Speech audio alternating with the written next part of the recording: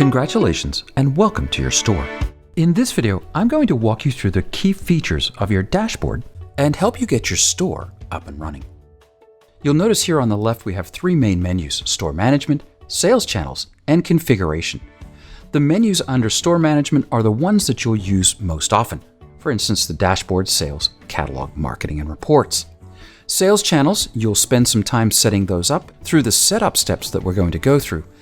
And finally, Configuration is where most of our work will be done with the to-do list, but it's somewhere you probably won't visit very often once your store is up and running. If you head over to Sales Channels and Website, you'll see the link to your new online store. This store was created for you with demo content that you can update and modify in order to get your store up and running. The next step is to add products and services. You'll remember a moment ago I mentioned that your online store comes with some sample data that you can either disable or delete to get your store up and running. There are two ways to get products into your online store. You can click Add New Product, which we'll do in just a moment, or you can import products via a CSV file, Xcart, or Light Commerce. Most likely, this will be the option you'll use if you have a large list of product or if you're migrating from another e-commerce platform. To add a new product is very simple. Click Add New Product. Let's give it a name. We can add a SKU if we want. And if we're going to ship the item, we need to provide a weight. Half a pound sounds good.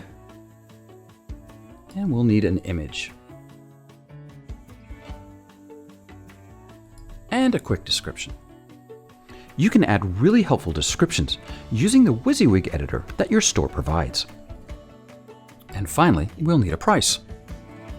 Of course, if you're adding digital products or services to your store, you'll need to uncheck this Requires Shipping or Pickup option so that this shipping option disappears when a customer is checking out. You'll save the product, and now when I go back over to my store and hit refresh, my new product is available in my online store. You'll notice that this item in the to-do list takes us to the Products menu under Catalog in our Store Management section. The next step in our to-do list is to review the regional settings.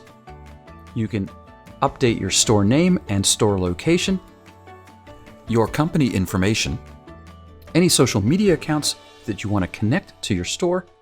You can even close the store down for maintenance if you need to make any major changes.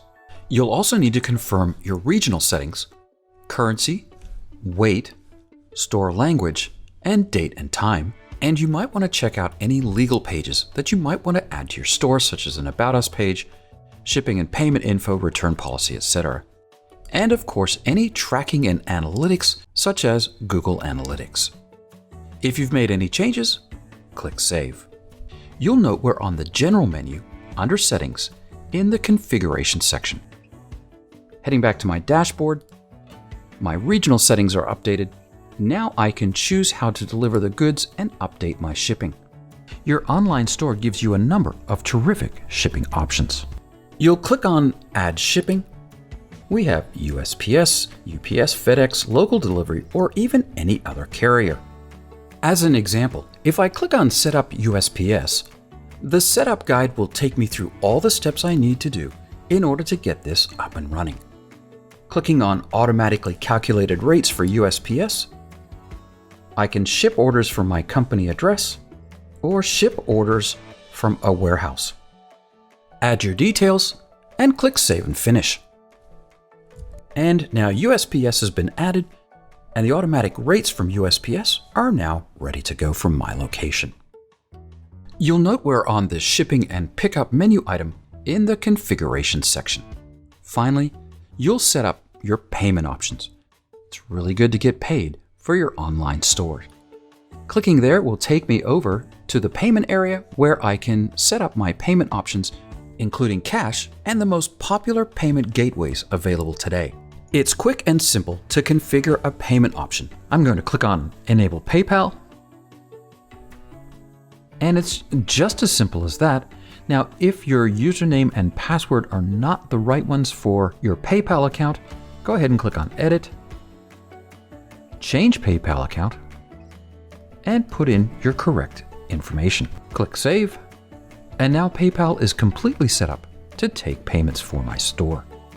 You'll notice we're on the Payment menu in the Configuration section. Well, that's it. Once you've finished the to-do list, you can start selling online.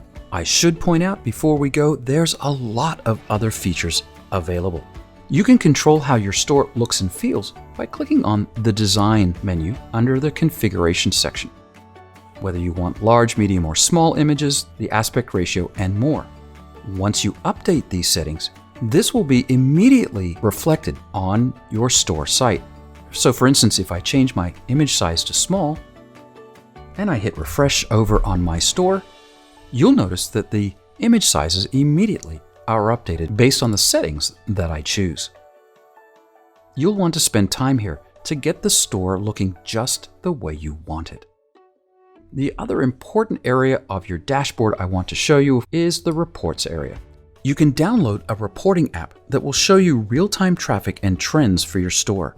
And it'll give you information that'll help you sell more effectively.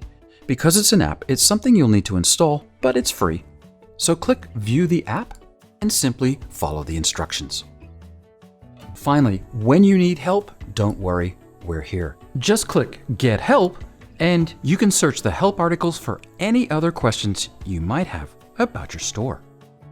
Well, that's it. I want to congratulate you on getting your store up and running.